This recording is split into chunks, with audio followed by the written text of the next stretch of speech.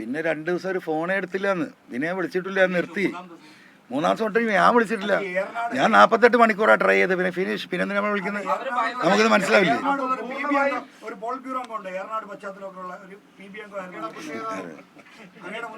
അതൊന്നും എനിക്കറിയില്ല. നമ്മൾ ഈ നാട്ടിലേ ഉള്ള ആളല്ല. ആരെ? അതൊക്കെ ഇപ്പൊ എങ്ങനെയാ പറയാ? അല്ല, ഇപ്പത്തെ ഇഷ്യൂ എന്താണ്? ഇപ്പത്തെ ഇഷ്യൂ സഖാവ് പിണറായിസത്തെ താഴെ ഇറക്കുക എന്നാണ്.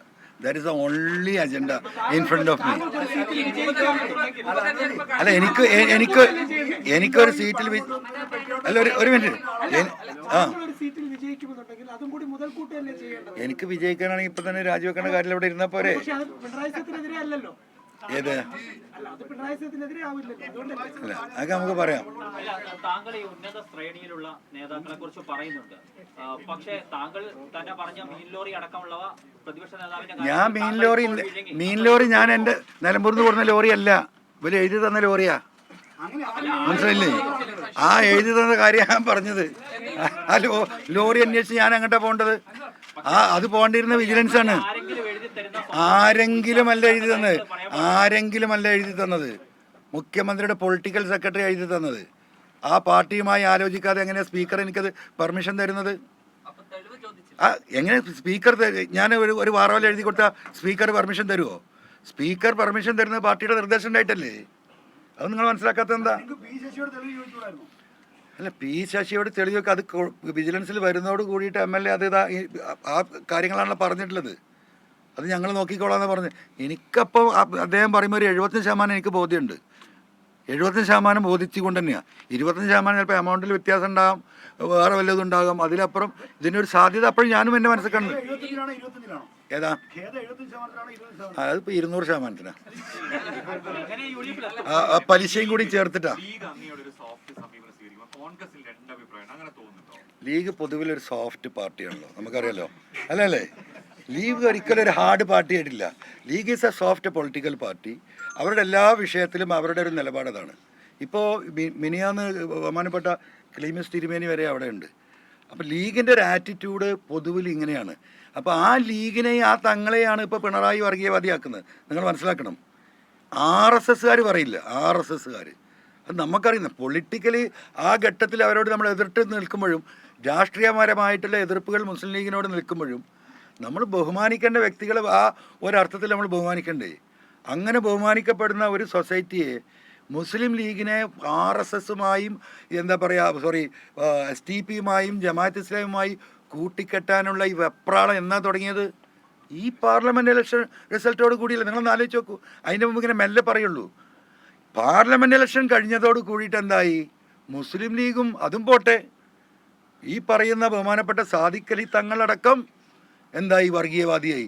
അതിനെന്താ പറയുന്നത്? ഒന്നുകൂടി അടിവരടുന്നത് ശിഹാബ് തങ്ങൾ ഇങ്ങനെ ആയിരുന്നില്ല. ആ ഒരു ലെവലിലേക്ക് ഇത് എസ്റ്റാബ്ലിഷ് ചെയ്യാൻ നോക്കുകയാണ്. അതുകൊണ്ട് ഇപ്പോൾ ആ ചോദ്യം, Muslim League is a soft party. അതുകൊണ്ട് അവർക്ക് എല്ലാവരോടും ഒരു സോഫ്റ്റ് നിലപാടാണ്. അവർ എന്നോടും ആ സോഫ്റ്റ് നിലപാട് എടുക്കുന്നുണ്ട്. താങ്കൾക്ക് പിന്തുണ നൽകിയ CPM-ന്റെ നേതൃത്വത്തിൽപ്പെട്ടവര് പിന്നീട് മുഖ്യമന്ത്രിക്കെതിരെ താങ്കൾ പറഞ്ഞതിന് ശേഷം താങ്കളുടെ വിമർശകരായി രംഗത്ത് വന്നിട്ടുണ്ടോ? അതിന് ധൈര്യം വന്നിട്ടില്ല. ഒരാൾ മിണ്ടി അതിന് അങ്ങനെ ആരും പറഞ്ഞായിട്ട് ഞാൻ കേട്ടിട്ടില്ല. അത് പറയുമ്പോൾ നമുക്ക് നോക്കാം. അല്ല, അയാൾ സാധുവാണ്. വിജയരാഘവൻ സഖാവിനെതിരെയൊന്നും ഞാൻ വ്യക്തിപരമായിട്ട് ഒന്നും പറയാൻ ഉദ്ദേശിക്കുന്നില്ല. നിലമ്പൂർ സ്ഥാനാർത്ഥി ആരാണെന്ന് UDF തീരുമാനിക്കുന്ന ആര്യാടൻ ഷൗക്കത്ത് പറയുന്നു. ഞാനും ജോയും ഒരുമിച്ച് പ്രവർത്തിക്കും, ഞങ്ങൾക്കിടയിൽ തർക്കമില്ല എന്നൊക്കെയാണ് പറയുന്നത്. അപ്പോ അവിടെ UDF ആണ് സ്ഥാനാർത്ഥിയെ തീരുമാനിക്കുന്നത്. മൂപ്പര് കഥ എഴുതി കഴിഞ്ഞ് പെട്ടെന്ന് എത്തിയോ നാട്ടില്? എന്തെങ്കിലും അയാൾ ചെയ്യുന്ന ജോലി ചെയ്തോട്ടെ. ആ കാര്യം നമ്മൾ റെസ്പെക്റ്റ് ചെയ്യേണ്ടത് റെസ്പെക്റ്റ് ചെയ്യണല്ലോ. ആ കാര്യത്തിൽ പുള്ളി നല്ല കലാകാരനാണ്. ഇത് എഴുത്തിൽ അപ്പം അത് വെറുതെ ഡിസ്റ്റർബ് ചെയ്യണ്ട. ഇപ്പോൾ പ്രതിപക്ഷ നേതാവിനെതിരെ നേരത്തെ ഉന്നയിച്ച ആരോപണങ്ങളെല്ലാം തന്നെ അത് തെറ്റായിരുന്നു എന്ന് പറയുന്നു. പക്ഷേ ഈ നിലമ്പൂരിന്റെ കാര്യം വരുമ്പോൾ അവിടെ ഷൗക്കത്തിനെതിരെ പറയുന്നു, അവിടെ ആര് സ്ഥാനാർത്ഥിയാകണമെന്ന് തീരുമാനിക്കുന്നു. അവർ മുന്നണിക്ക് അകത്ത് പ്രവേശിക്കുന്നതിന് മുൻപ് തന്നെ ഇങ്ങനെ പരസ്യമായി പറയുന്നത് ശരിയാണോ? അല്ല, ഞാനത് പറഞ്ഞു. എനിക്കൊരു ചെറിയ സേ ഉണ്ടെന്ന് ഞാൻ വിശ്വസിക്കുന്നത്. ഞാൻ റിക്വസ്റ്റഡ് ഡിമാൻഡ് എന്നാണ് ഞാൻ വാക്ക് ഉപയോഗിച്ചത് അല്ലേ? It's A request. അത് കൺസിഡർ ചെയ്യേണ്ട ആരാണ്? UDF ലീഡർഷിപ്പാണ്. സ്വാഭാവികമായി മലയോര മേഖലയിലെ വിഷയം ഏറ്റെടുക്കേണ്ട ആ സമുദായത്തെ ഒരംഗം കൂടിയാണ് അദ്ദേഹം. ഈ 73 മെമ്പർമാരിൽ, അസംബ്ലി മെമ്പർമാരിൽ 3 ആളുള്ളത് ആ കമ്മ്യൂണിറ്റിയിൽ നിന്ന്.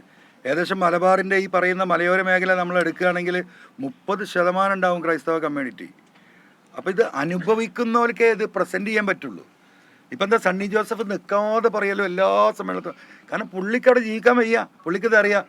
നിയമസഭാ സമ്മേളനം അവസാനിക്കുന്ന ആ നടക്കുന്ന പീരീഡിൽ എന്ത് പ്രസംഗം സണ്ണി ജോസഫ് നടത്തുകയാണെങ്കിലും അദ്ദേഹം ഇത് കൂട്ടിഘടിപ്പിക്കാൻ ഒരു മാർഗം ഉണ്ടെങ്കിൽ ഈ ഇഷ്യൂ ഉന്നയിക്കുന്ന ആളാണ്. അതുപോലെയുള്ളൊരു വ്യക്തിയാണ് ജോയ്. എനിക്കറിയാം അൻവർക്ക ഈ വീട് വിറ്റ് നമുക്ക് ഇവിടുന്ന് പോകാൻ പറ്റില്ലല്ലോ, നമുക്ക് വിറ്റ് പോയി എവിടെയും പോവാം, ഈ സാധുക്കൾ എവിടെ പോകും? അതുകൊണ്ട് നമ്മൾ സഹിച്ച് നിൽക്കുക. കുട്ടികളെ ഇപ്പോൾ ഹോസ്റ്റലിലാക്കുന്ന കാര്യം ആലോചിക്കുകയാണ്. ഇപ്പോൾ ഒരു 6 മാസം മുമ്പ് ഞാൻ ഈ വിഷയം തുടങ്ങുന്നതിന് മുമ്പ് ജോയ് എന്നോട് പറഞ്ഞിട്ടില്ല നമ്മളിതിൽ എന്ത് ചെയ്യും അൻവർക്ക. അപ്പോൾ സ്വാഭാവികമായിട്ടും എനിക്കത് രാഷ്ട്രീയമായ അഭിപ്രായ വ്യത്യാസം ഉണ്ടെങ്കിലും അങ്ങനെ ഒരു മനസ്സ് ജോയിക്കുണ്ടല്ലോ, ആ നിലക്കൊരു റിക്വസ്റ്റ് ഡിമാൻഡാണ്. ഈ കഥ എഴുതുന്ന ഷൗക്കത്തല്ലേ അവിടെ പലസ്തീന് വേണ്ടിയിട്ടുള്ള ആ വിഷയത്തിൽ വലിയ സമ്മേളനമൊക്കെ നടത്തിയത്? അതിനുശേഷമുള്ള ആകെ ബോംബിട്ട് പൊളിച്ചില്ലേ പലസ്തീന്? എന്താ സ്ഥിതി? ആ സമരത്തിന് ശേഷം പലസ്തീൻ വല്ല ബാക്കിയുണ്ട്. അത് പിണറായി പറയില്ല പലസ്തീനിലേക്ക് നോക്കൂ അല്ലേ? അതൊക്കെ ഈ ഒരു നമ്പറിന്റെ ഭാഗം എന്നല്ലാതെ എന്ത്, ഇതൊക്കെ മനുഷ്യർക്ക് അറിയില്ലേ?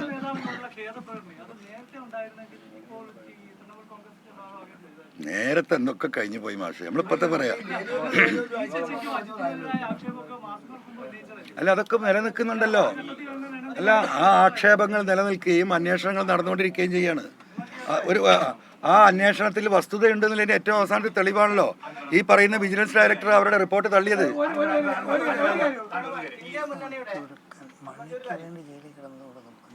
ഈ അഴിമതി ആരോപണം ഉന്നയിച്ചത് ഉന്നത ശ്രേണിയിലുള്ള പാർട്ടി നേതാക്കളുടെ അറിവോടുകൂടി ആവശ്യപ്രകാരം. പക്ഷെ ആ അഴിമതി ആരോപണം കറക്റ്റ് ആയിരുന്നില്ല, അപ്പം വെറുതെ കഴിക്കുകയായിരുന്നു. ഏത് അഴിമതി ആരോപണം? അല്ലല്ല, ഞാൻ പറഞ്ഞില്ലേ, നിങ്ങൾ കറക്റ്റ് അല്ല നിങ്ങളുടെ ക്വസ്റ്റ്യൻ. ഞാൻ പറഞ്ഞു I will clear you that. ഈ പറയുന്ന മറുനാടനുമായിട്ടുള്ള വിഷയത്തിലാണല്ലോ ഞാൻ ഇവർ തെറ്റുന്നത്. അപ്പോൾ എന്തുകൊണ്ട് അവരൊരു നിലപാടെടുക്കുന്നത്? എന്താണ് ഇവരുടെ പിന്നിൽ? ഇതുപോലെയുള്ളൊരു സാമൂഹ്യ ദ്രോഹിയെ ഇവർ പിന്തുണക്കുമ്പം ഇവരുടെ മാനസിക നിലപാട് പല ഇഷ്യൂവിലും ചെറിയ ഡൗട്ടുകളുണ്ടായിരുന്നു. അതിൻ്റെ ഭാഗമായിട്ടാണ് ഞാൻ ഈ കാര്യങ്ങൾ മുഴുവൻ അന്വേഷിക്കുന്നത്. ഈ അന്വേഷിച്ച കാര്യങ്ങളാണ് ഞാൻ ഈ പാർട്ടി ലീഡർഷിപ്പിനോട് പറയുന്നത്. ഇത്രയും കാര്യങ്ങളുണ്ട്, ഇതിലിനി എന്ത് ചെയ്യാൻ പറ്റും? മനസ്സിലായോ? ഞാൻ അന്വേഷിച്ച് കണ്ടെത്തിയ കാര്യങ്ങൾ ഞാൻ പാർട്ടിയെ ബോധ്യപ്പെടുത്തിയതാണ് ലീഡർഷിപ്പിന്. അപ്പോഴാണ് അവർ പറയുന്നത് ഇനി നിങ്ങൾ പറയേണ്ടടുത്ത് പറഞ്ഞല്ലോ, ഇനി നിങ്ങളത് പബ്ലിക്കായി പറയും, നിങ്ങൾക്ക് പറയാനുള്ള സ്വാതന്ത്ര്യം ഉണ്ടല്ലോ. അത് എൻ്റെ ബോധ്യപ്പെട്ട കാര്യങ്ങളാണ് ഞാൻ പറഞ്ഞത്. മനസ്സിലായോ? മറ്റേത് അങ്ങനെയല്ല. ഞാൻ ആദ്യം പറഞ്ഞ അങ്ങനെ തന്നെയാണ്. ഞാൻ ആദ്യം പറഞ്ഞ ശശിൻ്റെ മറ്റേ പ്രതിപക്ഷ നേതാവിൻ്റെ കാര്യത്തിൽ ഞാൻ പറഞ്ഞതും ഇത് നിങ്ങൾ കൃത്യമായി വ്യക്തമായി മനസ്സിലാക്കണം. അത് എനിക്കൊരു ബോധ്യമില്ലാത്ത ഒരു സാധനം എനിക്ക് എഴുതി MLA ഇങ്ങനെ ഒരു പ്രശ്നമുണ്ട് നിങ്ങൾ ഉന്നയിക്കണം എന്ന് പറയാണ്. ഇത് ഞാൻ അന്വേഷിച്ച് കണ്ടെത്തിയ കാര്യം ഞാൻ പാർട്ടി ലീഡർഷിപ്പിനെ ബോധ്യപ്പെടുത്തിയതാണ്. എത്ര മാഷന്മാരെ അതിലുണ്ട്.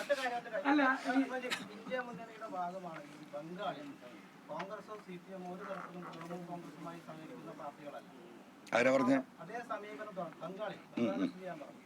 അതേ സമീപനം കേരളത്തിൽ കോൺഗ്രസ് എല്ലാം തുറന്നാൽ PV അൻവറിനും തൃണമൂൽ കോൺഗ്രസിനും ഇതുപോലെ തന്നെ ഒറ്റയ്ക്ക് മുന്നോട്ട് പോകേണ്ടി വരില്ലേ? അല്ല അത് തെറ്റാണ്. ഒരു മിനിറ്റ് ആ ക്വസ്റ്റ്യൻ. കെ മുരളീധരൻ ഇക്കാര്യം ചൂണ്ടിക്കാട്ടി